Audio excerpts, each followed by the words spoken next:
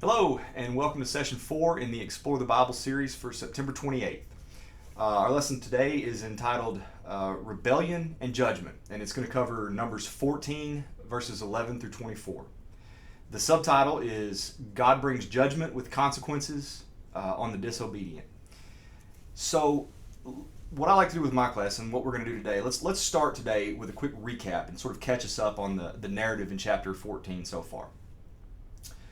Moses has brought the people out of bondage in Egypt, and they have spent about 2 years watching God miraculously provide for them for their every need as He's preparing them to enter into the Promised Land. So when I say the term Promised Land, we spent a lot of time in my class last week trying to sort of piece together the parallel between the Promised Land and the term God's rest. There's a parallel there that whenever we read Promised Land, what we're talking about is God's rest. What we see is that the Promised Land is a picture of eternal rest in His presence. So at this point in their journey, the people have requested that Moses send out 12 spies into the land to sort of check things over and see what's what. And God allows them to do that. And that detail is recorded in Deuteronomy 1. Numbers 13 sort of makes it sound like God told them this. What actually happened is God allows them their request. So as we know, the 12 come back. 10 of the spies give a terrible report. They're terrified of giants. They just can't do it. There's too many fortified cities. We're too few. They're stronger than we are. But 2 guys, Joshua and Caleb, come back confident in God's might to give the land over to them. And so at this point, with the bad report from the 10, God has had enough. And that's where Numbers 14 picks up. So the lesson begins in verse 11, but I'm going to go ahead and read through the first part of the chapter to sort of help us set the stage. So this is 14:1. Then all the congregation raised a loud cry, and the people wept that night. This is based on the bad report from the 10 spies, rather than the good report from the 2 spies. And all the people of Israel grumbled against Moses and Aaron. And the whole congregation said to them, "Would that we had died in the land of Egypt, or that we had died in this wilderness. Why is the Lord bringing us into this land to fall by the sword? Our wives and our little ones will become a prey. Would it not be better for us to go back to Egypt?" And they said to one another, "Let us choose a leader and go back to Egypt." So these people, these, as the Bible records them, stiff-necked people, they have watched for 2 years. They have watched the parting of the Red Sea. They have watched water from the rock. They have watched manna from heaven. They have watched quail knee-deep as far as the eye could see. They have seen miracle after miracle of God's provision for these people.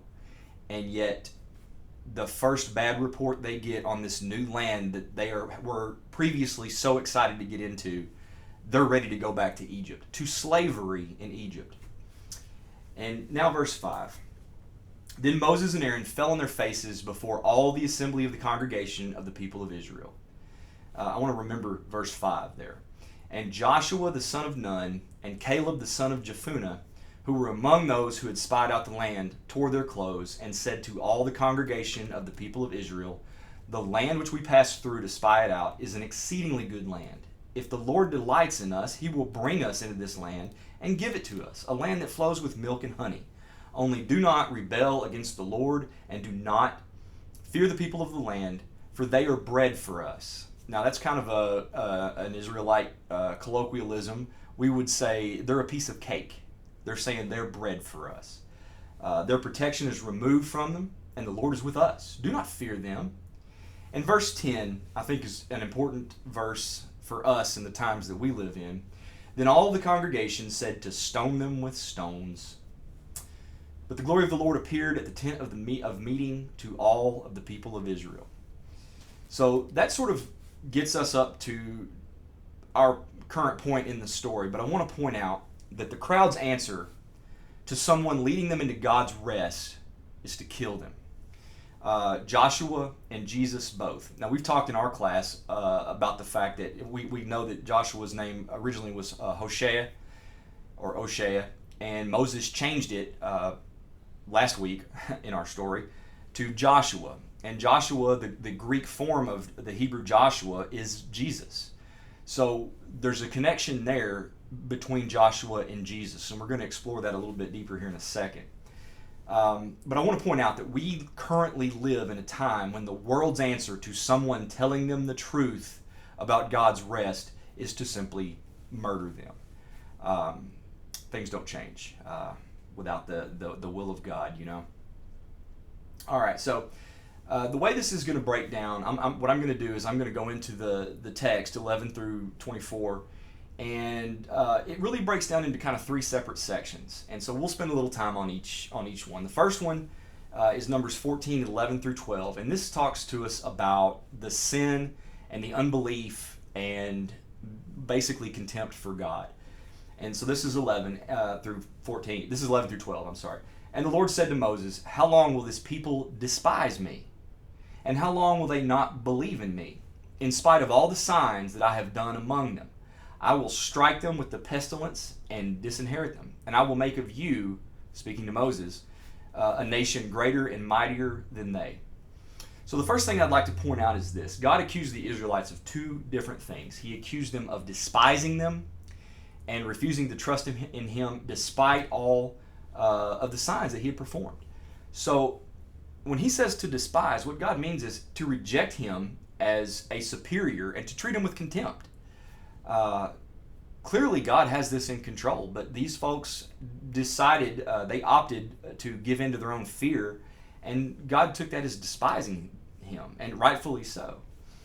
So one of the questions that we'll kind of bring out and hopefully get some discussion on, and maybe your class can do the same, is to ask this: how does a lack of faith in God's power or promises today demonstrate a contempt for God? Did you ever think of that? That if when you react to a situation with a lack of faith in God's power, that's actually contempt. So that's a nice little jumping off point for discussion. Here's another one. The Israelites have witnessed the plagues, the parting of the Red Sea, daily provision of manna and water. So how can knowing the historical and miraculous signs of God affect our faith? And why did it fail to move that generation? They saw it firsthand, and it failed to move them to action. So how much more at risk is our generation to fail to see God's provision, God's power for us? The second thing that we'll talk about is this. In his anger, God threatened to strike the Israelites with a plague and literally start over and make Moses into a greater nation, into a mightier nation than what the Israelites were. So how would you feel if you're in Moses' shoes? If you're in his situation and God is considering wiping out everybody and starting fresh with you? You know, it's a daunting proposition, but to Moses, in his generation, the greatest thing man could hope for was countless descendants, you know, to become leader of a great clan or a great nation. And Moses had that opportunity laid at his feet, and his response to that is eye-opening. How does the fear, rather than the trust of the people, illustrate the danger of trusting ourselves more than God? The mistake that the Israelites made is they felt they were going to have to rely on their own abilities to do what God said he was going to do. How many times do we do that in our day-to-day lives? So let's go ahead and skip into the second section, which is going to be verses 13 through 19. And this is going to talk about Moses' intercession and the character of God. This is 13. But Moses said to the Lord, "Then the Egyptians will hear of it, for you brought up this people in your might from among them. And they will tell the inhabitants of this land, they have heard that you, O Lord, are in the midst of this people. For you, O Lord, are seen face to face, and your cloud stands over them, and you go before them in a pillar of cloud by day and in a pillar of fire by night. Now, if you kill this people as one man, then the nations who have heard of your fame are going to say, it is because the Lord was not able to bring this people into the land that he swore to give them, so he just killed them in the wilderness. And now, please, let the power of the Lord be great, as you have promised, saying, the Lord is slow to anger and abounding in steadfast love, forgiving iniquity and transgression, but he will by no means clear the guilty, visiting the iniquity of the fathers on the children to the third and fourth generation. Please pardon the iniquity of this people according to the greatness of your steadfast love, just as you have forgiven this people from Egypt until now." Did you catch what Moses just did there? He went to bat for his people. He went to bat for the Israelites.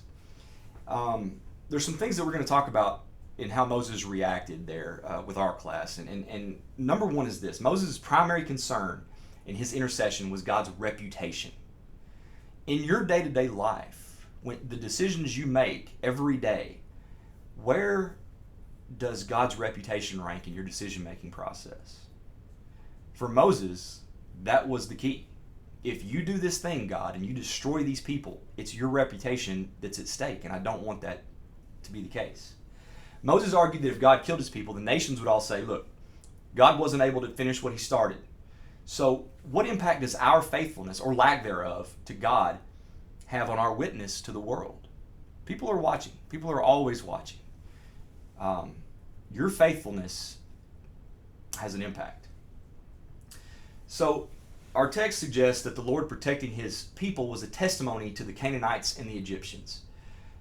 Consider other ways that your faithfulness can encourage other believers to be faithful. How are the people that you encounter every day at work, how do they view your walk with God? How do they see your faithfulness? Can you show what Moses is trying to show here? Number two, Moses appealed directly to God's holy character. And that's an important concept right there, because the one thing we can always count on is God's character. He quoted the description of him as slow to anger and abounding in faithful love, forgiving iniquity and rebellion. That's called faith. Moses knew God was who he said he was, and he was counting on it. And praise the Lord, the Israelites were able to count on it too, or they would have all been destroyed right there. Some of them were. So here's a question, maybe to generate some discussion for your class. Why was it important for Moses to appeal to God's character in his prayer for the people? What did that have to do with anything? What are some appropriate ways of appealing to God's character when you pray for someone who's struggling with sin and unbelief? What do your prayers sound like if you're praying for someone who's in the same situation as the Israelites were? All right, so in our class, I'm going to take a little bit of a detour right here, and I'm going to talk a little bit of time. I'm going to spend a little time talking about leadership. This is a great testament to Moses' leadership abilities. And Moses hasn't always been a great leader. God, if you remember, Moses spent 40 years as a shepherd learning how to deal with it. And there's a reason that God refers to his people as sheep, because we all act like sheep.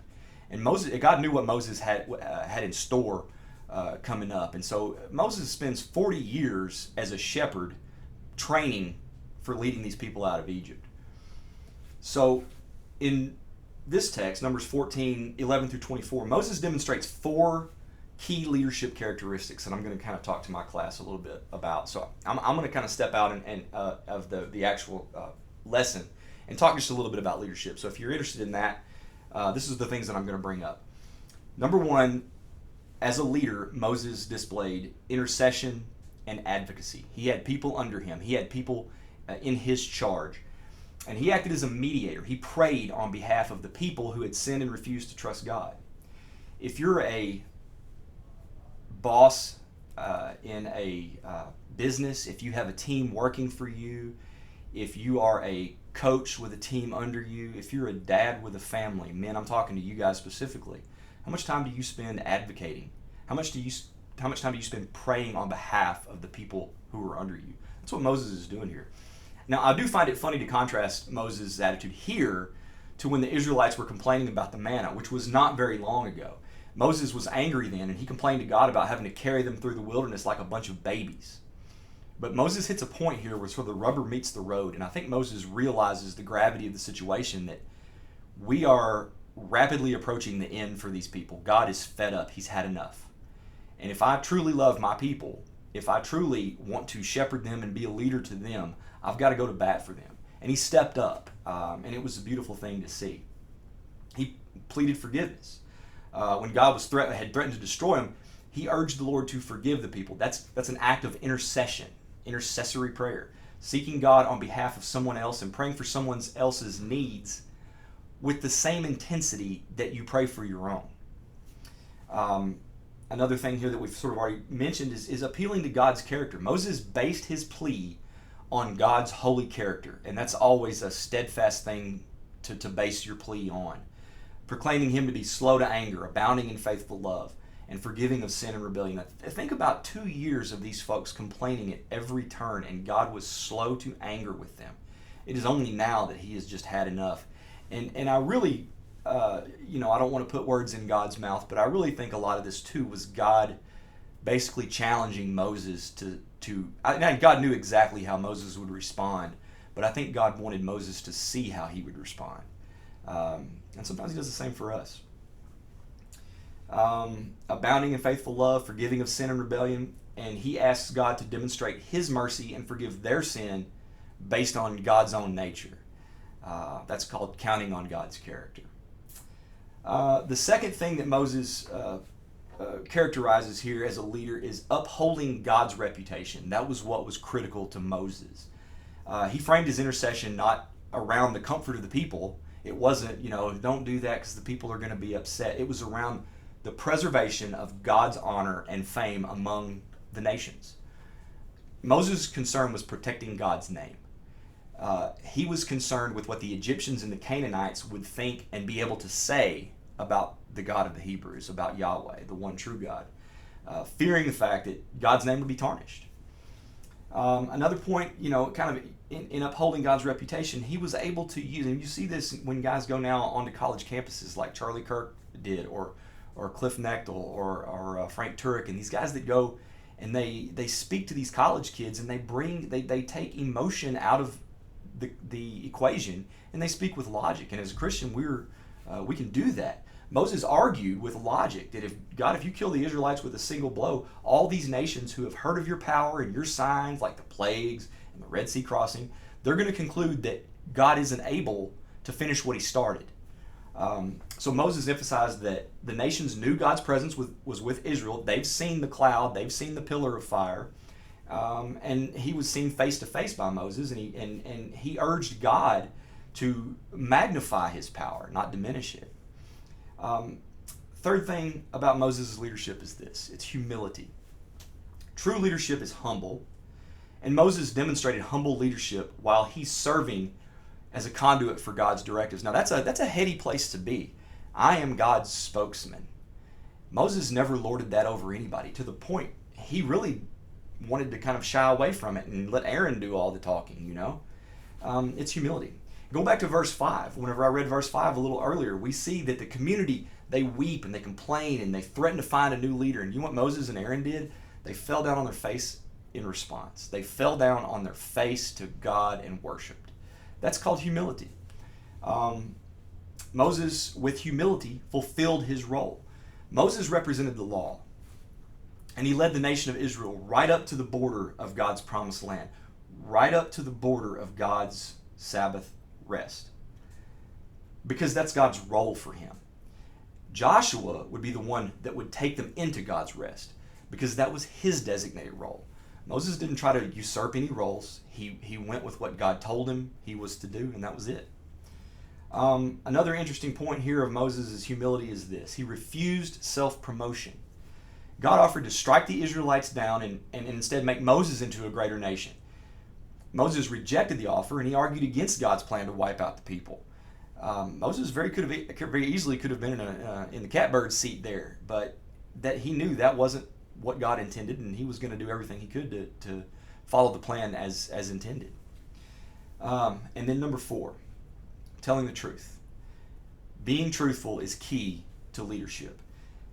Moses delivered God's report to the people of his judgment after he pardoned their sin, but he decreed they would face consequences. He didn't candy coat it. He brought the truth.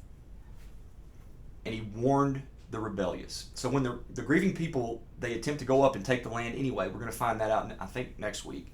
What they're going to do is they're going to try to go and attack the land without God's help, because now they're upset because God's upset with them, and it just sort of snowballs.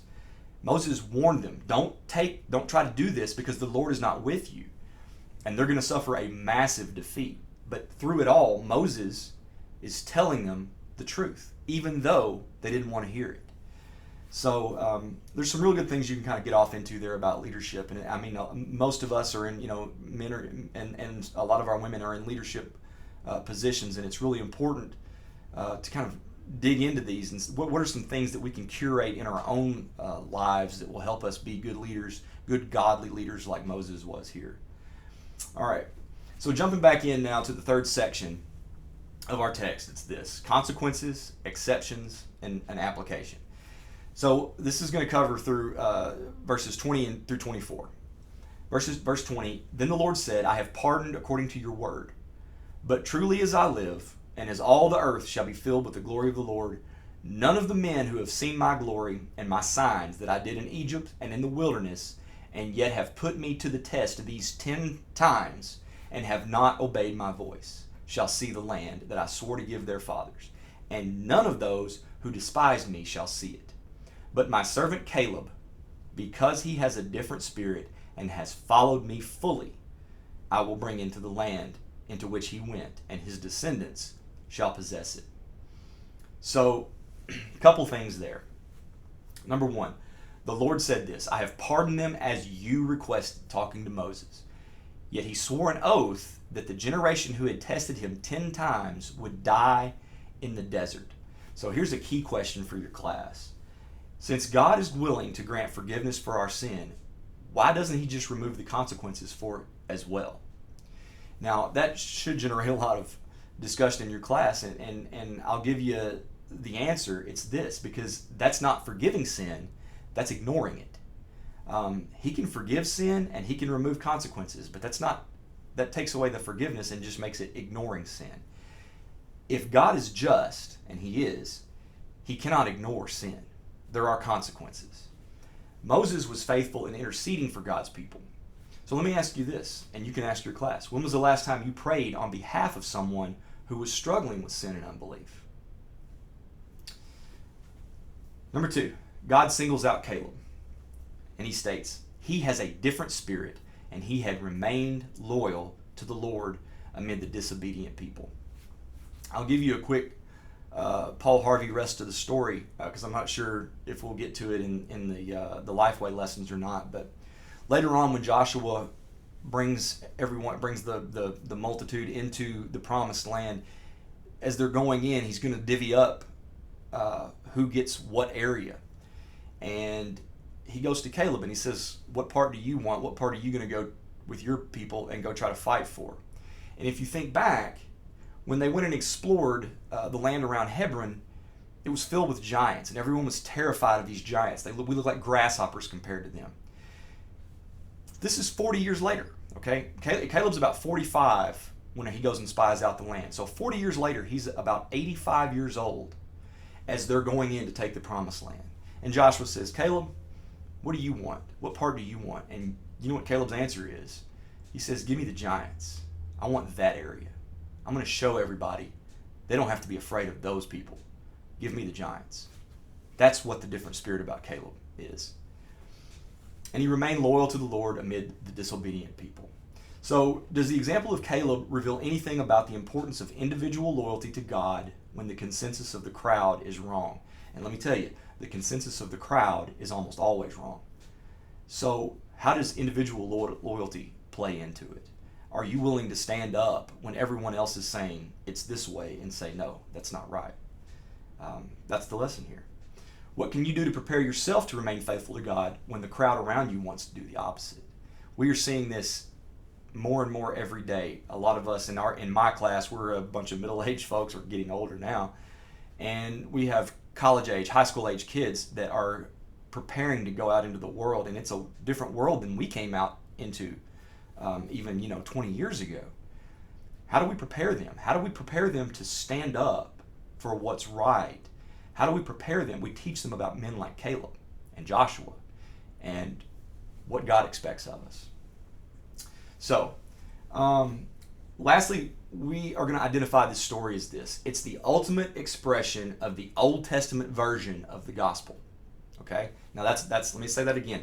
This is the ultimate expression. They're getting ready to go into the promised land and be God's people in the land He provided for them, and they're not willing to do what it takes by and large, and so they're going to die. This is the ultimate expression of the Old Testament version of the gospel. We talk in here in my class a lot about how you don't have to be too intimidated by the Bible to sit down and read it, because the Bible will interpret itself. We can go into the book of Hebrews and we can read a little bit more about this story that we're getting here today. The writer of Hebrews uses this story as a warning to people of his day and also to us, that it's unbelief and disobedience that keeps people from entering God's rest. So the law, which is represented by Moses, can only get you so far. It led people up to the border of rest. But it was Joshua and Jesus that lead the people into rest. So we have to understand the role of Jesus as the ultimate Joshua. And that's how we can put all this together. Jesus, we read, is on every page of the Bible. And this is a picture of what Jesus bringing us into God's rest. I'm gonna finish up like this. We're gonna read out of Hebrews, okay? There's a command here: do not harden your hearts. Okay, so I want you to focus on that. I'm gonna read Hebrews chapter 3, verse 14, all the way through chapter 4, verse 2, and let's see if this can kind of come into focus for us a little better. Verse 14: for we have come to share Christ, if indeed we hold our original confidence firm to the end. Original confidence. When the Israelites walked out of Egypt, they had all the confidence in the world. But what happened when their expectations didn't meet the reality of what God had in store? This is where we're at. Verse 15: as it is said, today if you hear His voice, do not harden your hearts as in the rebellion. For who were those who heard and yet rebelled? Was it not all those who left Egypt led by Moses? And with whom was He provoked for 40 years? Was it not with those who sinned, whose bodies fell in the wilderness? And to whom did He swear that they would not enter His rest, but those who were disobedient? This is a story. It's a picture of entering God's eternal rest. So we see, verse 19, so we see that they were unable to enter because of unbelief. Chapter 4: therefore, while the promise of entering His rest still stands, let us fear lest any of you should seem to have failed to reach it. For good news came to us just as to them. Good news came to the Israelites, good news has come to us. But the message they heard did not benefit them, because they were not united by faith with those who listened. Some in that crowd listened. Some today will listen. Not everyone will. What benefit is it if you don't unite by faith with those who listen? And I'm going to finish with verse 11. This is still chapter 4. Skip ahead to verse 11. Let us labor therefore to enter into that rest, lest any man fall after the same example of unbelief. I think that will really tie everything together for folks and realize we're not just talking about a nation entering into Canaan. We're talking about God's plan for eternal rest for all of us if we just remain obedient and believe.